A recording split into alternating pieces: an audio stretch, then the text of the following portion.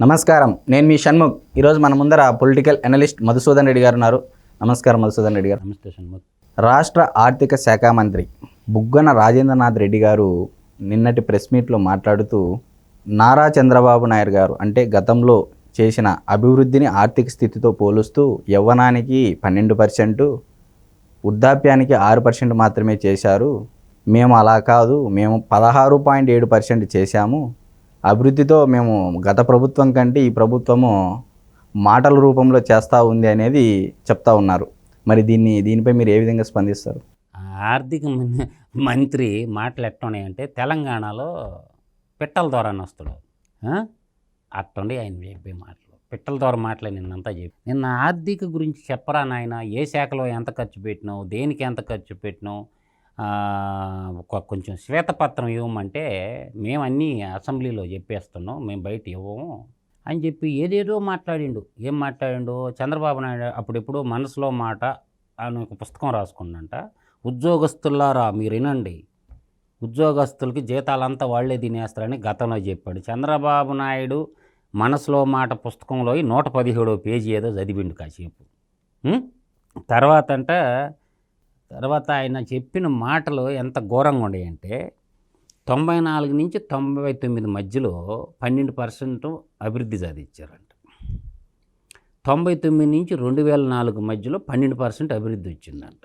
తర్వాత 2004 నుంచి 2009 దాకా రాజశేఖర్ రెడ్డి వచ్చి 21.6% అభివృద్ధి చేసిందంట. మళ్ళీ 14 నుంచి 19 దాకా అంటే 2009 నుంచి 2014 దాకా ఎవరిది? రోసియా కిరణ్ కుమార్ రెడ్డిళ్ళ వాళ్ళు 14.4% వాళ్ళు అభివృద్ధి చేశారంట. చంద్రబాబు నాయుడు 14-19 మధ్యలో కేవలం 6% అభివృద్ధి చేసిందంట. ఈయన కాలంలోనంట 19 ఇప్పుడున్న 24 కాలంలో 16.7% అభివృద్ధి చేసినట్టు ఈ పెట్ట కథ ఒకటి వినిపించిండు ఆంధ్రప్రదేశ్ ప్రజలకి. తర్వాత ఇంకో కామెడీ షో చూపించాడు విలేకరులకి అందరికీ. 2018-19 మధ్య కాలంలో అంట పిఎఫ్ అకౌంట్లు, పిఎఫ్ అంటే ప్రావిడెంట్ ఫండ్ అకౌంట్లు అంట 44,86,000 ఉన్నాయంట. ఇది ఆంధ్రప్రదేశ్ రాష్ట్రం. ఈయన చెప్తాడు 1923-24 ఆర్థిక సంవత్సరం అంటే ఈయన ఎక్కిన కానించి ప్రావిడెంట్ ఫండ్ అకౌంట్లు 60,75,000 ఉన్నాయంట. అర్థమవుతుందా నేను చెప్పిందా? అంటే ప్రావిడెంట్ ఫండ్ అకౌంట్లు పెరిగినాయి అంటే మేము ఉపాధి కల్పించినట్టే కదా లెక్క. వారు ఏం మైల్ పకీర్ మాట్లాడరా స్వామి. అయ్యి ప్రావిడెంట్ ఫండ్ అకౌంట్లు పెరిగితే ఉద్యోగాలు కల్పించినట్టు. అయితే ప్రావిడెంట్ ఫండ్ అకౌంట్లు ఎందుకు పెరుగుతున్నాయండి ఉద్యోగాలు కల్పించకపోతే అని ఇట తిప్పుతాడు. నిన్ను అడిగింది ఏంది? రాష్ట్రానికి వచ్చిన డబ్బులు ఎన్ని, ప్రజలు పన్నుల రూపంలో కట్టిన డబ్బులు ఎన్ని, ప్రజలు పన్నుల రూపంలో కట్టిన డబ్బుల్లో మీరు ఖర్చు పెట్టినంత దేనికి ఎంత ఖర్చు పెట్టారో అవి చెప్పాలా. అవి వదిలేసి మేము మాత్రం అప్పులు మాత్రం ఫస్ట్ ఒప్పుకున్నాడు. తన ప్రసంగం డొల్ల ప్రసంగంలో అప్పులైతే అయినయి అని ఒప్పుకొని అబ్బెబ్బెబ్బెబ్బే మేము అదేం చేయలేదు, మేము చేసింది 4,42,000 కోట్లేనో అప్పు అన్నాడు. 4,42,000 కోట్ల అప్పు అంటే గతంలో ఉన్న అప్పు అంతా కలుపుకొని చెప్పిండా అని అర్థం కావడంలా. కేవలం ఈయన చేసిన అప్ప 4,42,000 కోట్ల అనేది ఎవరికి అర్థం కాల. బుగ్గన రాజేంద్రనాథ్ రెడ్డి తెలుసుకోవాల్సింది ఏంటంటే మేము ఇన్ని కాలేజీలు కట్టాము, ఇన్ని నీటిపారుదల ప్రాజెక్టులు కట్టాము, మేము ఇన్ని ఐటీ కంపెనీలు తెచ్చాము. అర్థమవుతుందా? మేము ఇన్ని పవర్ ప్లాంట్లు, ఇండు పవర్ ఇంత పెట్టాము, ఐడియల్ పవర్ ఇంత సృష్టించాము. తర్వాత ఏం చెప్పుకోవాలా బుగ్గన రాజేంద్రనాథ్ రెడ్డి? విండ్ అయిపోయిందా, ఐడియల్ అయిపోయిందా, సోలార్ పవర్ ప్లాంట్లు ఇన్ని పెట్టాము, ఎయిర్పోర్ట్లు ఇన్ని కట్టాము, స్టీల్ ప్లాంట్లు ఇన్ని కట్టాము అని రాష్ట్రానికి సంబంధించినటువంటి విషయాలు చెప్పాలి. గతంలో ఒక ట్యాక్స్ ఉండేది నాన్న. ఆ ట్యాక్స్ ఏంటంటే ఇది చెప్పడు బుగ్గన రాజేంద్ర. ఎందుకు చెప్తాడు అంటే ఆయన గొప్పతనం గురించి చెప్పుకోవాలి కదా, ఆయన పొగుడుకోవాలి కదా. లేకపోతే జగన్మోహన్ రెడ్డి ఎమ్మెల్యే సీటు జించేస్తాడు కదా. ఆయన ఏం చేశారు? గతంలో వ్యాట్ ఉండేది, ఏంది వాల్యూ యాడెడ్ ట్యాక్స్. తర్వాత ఏముండేది? సిఎస్టీ ఉండేది, సెంట్రల్ సేల్స్ ట్యాక్స్. ఇంకోటి ఏమి ఉండేది? Excise duty. 3 ఉండేవి. దాన్ని ఏం చేశారు? భారతీయ జనతా పార్టీ వచ్చినాక అది మన్మోహన్ సింగ్ గారు బిల్లు ప్రవేశపెట్టిండు. భారతీయ జనతా పార్టీ వచ్చినాక ఇంప్లిమెంటేషన్ వచ్చింది జిఎస్టీ. దాంట్లో 3 రకాల GST. State GST, central GST, IGST. అర్థమవుతుందా? అప్పుడు ఏమంది, అప్పుడు ట్యాక్స్ ఎంత ఉండేది తెలుసా నీకు? 4% మినిమం, మ్యాక్సిమం 12.5% ఉండేది. ఎంత ఉండేది? 4%. తర్వాత ఎంత ఉండేది? 12.5%. ఈ మధ్యలో ఉండేది. ఎప్పుడైతే జిఎస్టీ ఇంప్లిమెంటేషన్లోకి వచ్చిందో భారతదేశంలో ట్యాక్స్లు ఏమైపోయినాయి? 18% నుంచి 28%కి పోయింది ట్యాక్స్. ఎట్ట పెరిగింది బడ్జెట్? వస్తువుల యొక్క ధరలు ఏమైనాయి? పెరిగిపోయినాయి. 4% అంటే లక్షకి 4,000 వస్తాయి. 18% ఉంటే ఏమవుద్ది? లక్షకి 18,000 వస్తాయి. అప్పుడు ఎన్ని రెట్లు పెరిగింది చెప్పు నాన్న? సింపుల్గా క్యాల్కులేషన్ చేయండి. 400 రెట్లు పెరిగిలే ట్యాక్స్? పెరిగిందా లేదా? అది చెప్పడం.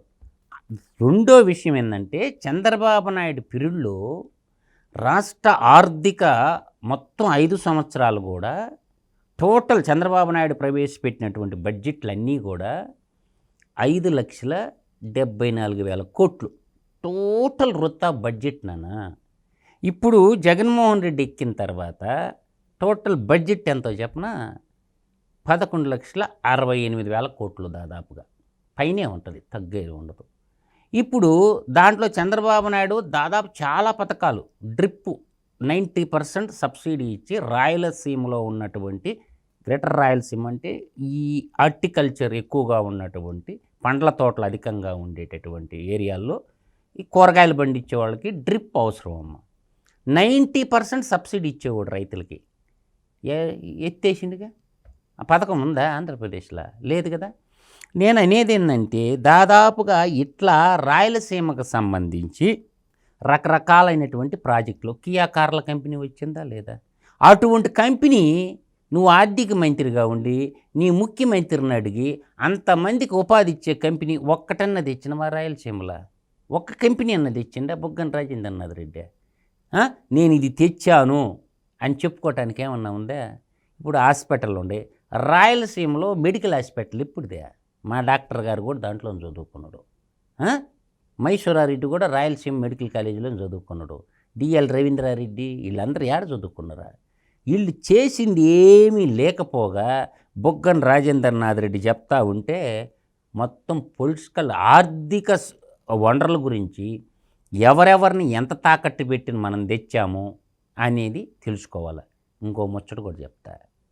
చంద్రబాబు నాయుడు ఉన్నప్పుడు 4,600 కోట్లు వచ్చేది నాన్న మందు మీద ఆదాయము. వీళ్ళు వచ్చినాక ఎంత తెలుసా మందు మీద ఆదాయమా? 21,000 కోట్లు. ఎంత ఎంత ఆదాయమా? 21,000 కోట్లు.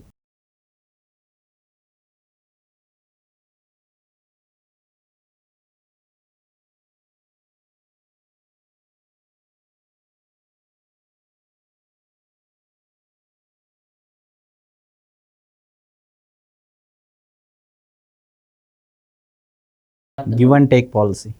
Give and take policy. ముందు ఏమన్నా మ్యానుఫ్యాక్చరింగ్ గవర్నమెంట్ కాడ ఒక డిస్టిలరీ యూనిట్ ఏమన్నా ఉందా? గతంలో అన్ని రకాల బ్రాండ్లు దొరికాయి. ఇప్పుడు మొత్తం జగన్మోహన్ రెడ్డి బ్రాండ్లు తప్ప కొత్త బ్రాండ్ ఏదన్నా దొరుకుతుందా? అది లేదు. ఎలక్షన్ ముందు మనం చెప్పిన మాట ఏంది? మద్యపాన నిషేధం అనే కదా మనం చెప్పింది. అదే ఇందా ఇంప్లిమెంటేషన్ చేసిందా? దాన్ని చెప్పడం. ఇదంతా ఏంటంటే బుగ్గన రాజేంద్రనాథ్ రెడ్డి ఎవరన్నా చదువు రాని వాళ్ళకి చెప్పమని లెక్కలు. నేను అంటుండేది డీబీటీ, డైరెక్ట్ బెనిఫిట్ ట్రాన్స్ఫర్. ఆ స్కీము ఎవరు తెచ్చింది? తెలుగుదేశం గవర్నమెంటే తెచ్చింది. దాన్ని వీళ్ళు వాడుకుంటారు. అర్థమవుతుందా? దాంట్లో మొత్తం ఎంత పెంచిండు? 2,46,000 కోట్లు నేను ప్రజలకు ఇచ్చాను అని రాష్ట్ర ముఖ్యమంత్రి గారైన గౌరవనీయులైన శ్రీ జగన్మోహన్ రెడ్డి గారు ఒక్కాణించాడు. అదే ఆయన చేసినటువంటి అభివృద్ధి. డబ్బులు పంచడం. ఓకేనా? అయిపోయింది. జీతభత్యాలు ఉంటాయి నాన్న. ఎంత ఉంటాయి జీతభత్యాలు? నెలకు వచ్చేసరికి జీతంలో పెన్షన్స్ ఎంప్లాయీస్కి 5,500 కోట్లు అవుతాయి. సామాజిక పింఛన్లు 12 రకాల పింఛన్లు కలుపుకొని అవి ఒక 2,000 కోట్లు అవుతాయి. ఓకేనా? 7,500 కోట్లు. 7 × 6 ఎంతనైనా 42. అంటే 4,20,000 కోట్ల రూపాయలు సామాజిక పెన్షన్స్కి మరియు ఎంప్లాయీస్ జీతభత్యాలకి పోయింది కదా. ఇప్పుడు ఈ 4,20,000 కోట్లు ప్లస్ జగన్మోహన్ రెడ్డి గారు పంచిన డబ్బు మొత్తం ఎంత? 2,46,000 కోట్లు. రౌండ్ ఫిగర్ చేసేసుకో, 2.5 లక్ష. అది 2.5, ఇదంటే ఎంత? 6,70,000 కోట్లు వచ్చింది. ఓకే, 6,70,000 కోట్లు ఆడికి వచ్చింది అంటే రిమైనింగ్ డబ్బు ఏమైంది? నువ్వు పెట్టిన బడ్జెట్టే కదా నేను చెప్తుండేది. 5 సంవత్సరాల బడ్జెట్ ఆయన పెట్టిందే, బుగ్గన రాజేంద్రనాథ్ రెడ్డి గారు పెట్టింది. ఈ 5,00,000 కోట్ల డబ్బు రిమైనింగ్ మిగిలి ఉంది కదా నాన్న, 7 అంటే 3, అది 1,68,000, 468, ఇది కూడా ఆడేసుకో. అప్పటికేమైంది? 5,00,000 కోట్లు. ఈ 5,00,000 కోట్లు ఎక్కడ పెట్టినావు నువ్వు చూపించమని నేను అడుగుతుండా. ఇరిగేషన్లు ఎంత పెట్టినావు, రోడ్లకు ఎంత పెట్టినావు, హాస్పిటల్కి ఎంత పెట్టినవు, స్టీల్ ప్లాంట్లకి ఎంత పెట్టినవు, పవర్ ప్రాజెక్టులకి ఎంత పెట్టినవు, ఆ లెక్కపత్రం చెప్పు. ఊరకు సింపుల్గా అయిపోయేదానికి నువ్వెందుకు ఎంత మనసులో మాట పుస్తకము, కమ్యూనిజం లేదు, ఉండేదంతా క్యాపిటలిజం, టూరిజం, ఈ మాటలన్నీ ఎందుకు? 5,00,000 కోట్ల రూపాయల డబ్బులు నువ్వు ఏం చేసినవు? దానికి సమాధానం చెప్పకుండా మంగళవారం ఆర్బీఐకి పోయి ఆంధ్రప్రదేశ్ బాండ్లని అత్యధిక రుణాలకు పెట్టి తెచ్చుకుంటా ఈ మాటలన్నీ చెప్పకుండా ప్రావిడెంట్ ఫండ్లు, అకౌంట్లు, ఈ చంద్రగుప్తుడు మాటలు మనకు అవసరమా? బుగ్గన రాజేంద్రనాథ్ రెడ్డి గారి మాటలకు విశ్వసనీయత లేదు ప్రజల్లో అని మీరు అంటారా? విశ్వసనీయత ఉంటే నేను ఎందుకు అడుగుతున్నాను? 5,00,000 కోట్లు నేను చెప్పిన లెక్కే కదా, అంతకు మించి. ఈ 5,00,000 కోట్లు నువ్వు పంచింది జగన్మోహన్ రెడ్డే చెప్తుండే కదా నాన్న. 2,46,000 కోట్లు అన్ని పథకాలకు నేను ఇచ్చాను. ఏంది? అమ్మ ఒడి, చేదోడు, చేయూత, విద్యా దీవెన, వసతి దీవెన, ఇవన్నీ పాత పథకాలన్నీ పేర్లు మార్చి చెప్తున్నావు కదా. చేదోడు అన్నీ కలిపి కూడా నేను ఇచ్చింది 2,46,000 కోట్లని ఆయనే చెప్పిండు కదా. ఇక ఉద్యోగాలు, జీతభత్యాల సంగతి, సామాజిక పింఛన్ల సంగతి కూడా నేనే చెప్తుండే కదా. ఈ 5,00,000 కోట్ల రూపాయలు డబ్బు ఏమైంది బుగ్గన రాజేంద్రనాథ్ రెడ్డి? కొంచెం దేనికి ఎంత ఖర్చు పెట్టినావు గత చెప్తే బాగుంటుందని. ఇప్పుడు అంద్రినీవా ప్రాజెక్ట్ ఉందన్నా, దానికి ఎంత ఖర్చు పెట్టినవు?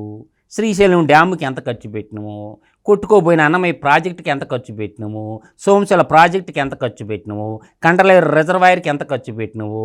తర్వాత గుళ్ళకమ్మ గేటు కొట్టుకోబోయింది కదా, ఆ ప్రాజెక్టుకి ఎంత ఖర్చు పెట్టినవు? నాగార్జున సాగర్ డ్యాము కాడ ఎంత ఖర్చు పెట్టినవు? పులిచింతల ప్రాజెక్టుకి ఎంత ఖర్చు పెట్టినవు? రంగరాయ సాగర్కి ఎంత ఖర్చు పెట్టినవు? ఇవన్నీ నేను అడగట్టుండే కదా నిన్న. పోలవరం ఏమైంది? గోదాట్లో ముంచేశారుగా పోలవరాన్ని. తర్వాత వైజాగ్ స్టీల్ ప్లాంటు ఆపేసినా, అమ్మకుండా మోడీకి అదానికి అమ్మేయకుండా ఆపేసినా. అదానికి ఏం కట్టబెట్టినావు నువ్వు? ఏం కట్టబెట్టినావు అదానిక? ఆంధ్రప్రదేశ్ ప్రభువుల సార్వభౌమాధికారాన్ని కట్టబెట్టినవా లేదా అదానిక? సరే, బొగ్గు తెలంగాణలో ఎంత? సింగరైన్ కాలరీస్లో బొగ్గా 8,000, ఫస్ట్ క్లాస్ గ్రేడు 8,500. తెలంగాణ ప్రభుత్వానికి వాటా ఉంది కాబట్టి ట్రాన్స్పోర్ట్తో కలుపుకొని టన్ను 5,000కి ఇస్తారు. నువ్వెందుకురా నాయన ఆస్ట్రేలియా నుంచి దిగుమతి చేసుకున్నటువంటి బొగ్గు 19,650 రూపాయలు పెట్టి అదానీ కాడ ఎందుకు కొన్నావు? ఆ డబ్బులు చెల్లించింది నువ్వే కదా. ఎందుకు, ఏ బేస్ మీద కొన్నావు బిడ్డ? జర చెప్పరాదే.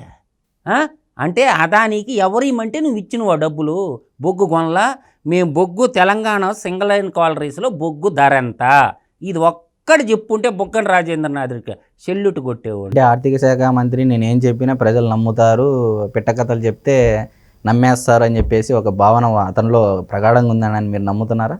నేననేది ఏంటంటే, ఆర్థిక మినిస్టర్ ఈ మధ్య అసలు అవుపడలా ఏడున్నడో కూడా. ఇప్పుడు టికెట్లు ప్రకటిస్తారు కదా, ఆ సీట్ ఉంటుందో ఊడిపోద్దో అని చెప్పి మీడియా ముందుకి నేను కూడా ఉంటాను అని చెప్పుకోవడానికి వచ్చిండే తప్ప, అతను ఇప్పుడు ఉన్న ఎమ్మెల్యేలందరిలో కంటే కూడా ఈ పిట్ట కథలు మానేసి స్వచ్ఛమైనటువంటి లెక్కలు ప్రజలకి చెప్పుంటే గౌరవం పెరిగి ఉండేది. అది వదిలేసి రాజేంద్రనాథ్ రెడ్డి గారు ఏయో కాసేపు ఆ కథలు ఈ కథలు, నువ్వేం చేసిన వారు అది చెప్పరా బాబు అంటే అది చెప్పడు. వాళ్ళ చేసిన అభివృద్ధి కళ్ళకు అవుపడుతుంది నాన్న సన్ముఖు. సచివాలయాలు కొన్ని అవుపడుతుంది, బిల్డింగ్లు ఎంత? 45 లక్షలు. మా గ్రామంలో కూడా సచివాలయం కట్టారు. దాని తర్వాత రైతు భరోసా కేంద్రం అన్నీ గట్లా కొన్ని కట్టారు. తర్వాత అట్లా ఇవంతా కూడా ఎంత ఏమిటాయంటే తిప్పి కొట్టినా కూడా ఈ సచివాలయాలన్నీ కూడా పెద్ద కానే కావు. పెద్ద అసలు అది మేజర్ అమౌంట్ కాదు. మనం అనుకోవాల్సింది ఏంటంటే గ్రామీణాభివృద్ధికి ఎంత ఖర్చు పెట్టినాం అనేది తెలియాల. తర్వాత కాలేజీలు, ఒక్క కాలేజీ అన్న కట్టాడు, కొత్త కాలేజీ, ఒక జూనియర్ కాలేజీ, ఒక పాలిటెక్నిక్ కాలేజీ, ఒక హార్టికల్చర్ కాలేజీ, ఒక డిప్లొమా కాలేజీ, ఒక ఇంజనీరింగ్ కాలేజీ, ఒక యూనివర్సిటీ, కొత్త యూనివర్సిటీ కట్టావా అని నేను అడుగుతుండా. ఒక్క యూనివర్సిటీను కొత్తగా కట్టింది లేదు, ఒక పాలిటెక్నిక్ కళాశాల, వెటర్నరీ పాలిటెక్నిక్ కళాగానే పాలిటెక్స్ కాలేజ్, ఒక ఇంజనీరింగ్ కాలేజీ పెట్టిన దాకోలేదు. పోనీ ఒక డిగ్రీ కాలేజ్ అన్న ఎక్కడన్నా పెట్టినవో నాకు చెప్పు, ఒక డిగ్రీ కాలేజీ. కాబట్టి బుగ్గన రాజేంద్రనాథ్ రెడ్డి చెప్పుతున్నటువంటి ఈ పిట్టల దొర మాటలనిగా భావించాల్సి వస్తుంది తప్ప, తర్వాత ఈ మాయల పకీర్ మాటలు చెప్తే ఆంధ్ర ప్రజలు చదువుకున్న వాళ్ళంతా బీటెక్ ఎంటెక్ చదువుకున్న వాళ్ళకి అందరికీ ఎన్ని ఉద్యోగాలు ఇచ్చినావు ఆ లెక్క చెప్పరాదు జరా. ప్రావిడెంట్ ఫండ్ల అకౌంట్లు ఎవరికి కావాలా? కాలేజీల నుంచి ఇంజనీరింగ్ స్టూడెంట్లు పర్ ఇయర్ ఎంతమంది బయటకు వచ్చారు? టెక్నికల్ గ్రాడ్యుయేట్ చదువుకున్న వాళ్ళు, లేదంటే పోస్ట్ గ్రాడ్యుయేషన్ చేసిన పిల్లలు ఎంతమంది బయటకు వచ్చారు? వాళ్ళందరూ ఇప్పుడు ఎక్కడ ఉండరు నీ 5 ఏళ్ల కాలంలో? నేను అడుగుతుండేది అదే సింపుల్ క్వశ్చన్. అన్ని ఇంజనీరింగ్ కాలేజీల్లో నుంచి, యూనివర్సిటీల్లో నుంచి సంవత్సరానికి పిల్లోళ్ళు కాన్వకేషన్ సర్టిఫికేట్లు తీసుకొని ఎంతమంది బయటకు వచ్చారు? నువ్వు ఎన్ని ఉద్యోగాలు కల్పించావు? ఆ లెక్క ఒక్కటి చెప్పు. సాఫ్ట్వేర్లో కనీసం పట్టుమని నీ స్థాయి ఆడందో చూసుకో. సాఫ్ట్వేర్ రంగంలో ప్రపంచమంతా సాఫ్ట్వేర్ సైడ్ పరిగెత్తిస్తుంటే మనం సంక్షేమ పథకాల వైపు మనం ప్రయోగిస్తున్నాం. ప్రపంచం దేని వైపు పయనిస్తుంది? సాఫ్ట్వేరు, ఆర్టిఫిషియల్ ఇంటెలిజెంట్, వెబ్ టెక్నాలజీకి ప్రపంచం వైపు చూస్తుంటే మనం ఏంటంటే పప్పులు బెల్లాల పథకాలు, సంక్షేమ పథకాలు. అంటే పేద ప్రజలు 77 ఏళ్ల స్వతంత్రంలో ఇంకా పేదలు అంటా బతికేస్తారా? కుల చిచ్చు రగిలిచ్చి కులాల మీద బతికేస్తారా? కాబట్టి అభివృద్ధి చెందిన దేశాల వైపు ఏ విధంగా అభివృద్ధి చెందుతాయి, మహానగరాలు ఏ విధంగా నిర్మించాలా, ఇన్ఫ్రాస్ట్రక్చర్ ఏ విధంగా క్రియేట్ చేయాలా, ఇండస్ట్రియల్ హెల్త్ ఏ విధంగా క్రియేట్ చేయాలా, వీటి మీద ఆలోచించుకోకుండా నిన్న చెప్పినటువంటి పిట్టల దొర మాటలు లాగా ఉండయని నాకు అనిపిస్తుంది నాన్న. మరి అయితే ఈరోజు రాష్ట్ర ఆర్థిక శాఖ మంత్రి బుగ్గన రాజేంద్రనాథ్ రెడ్డి గారు చెప్పిన మాటలు, చేసిన వ్యాఖ్యలు కేవలం మాయల పకీర్ మాటలుగా మనకు మధుసూదన్ రెడ్డి గారి మాటల ద్వారా చాలా బాగా వివరించారు. మరొక అంశంతో మళ్ళీ కలుద్దాం. నమస్కారం.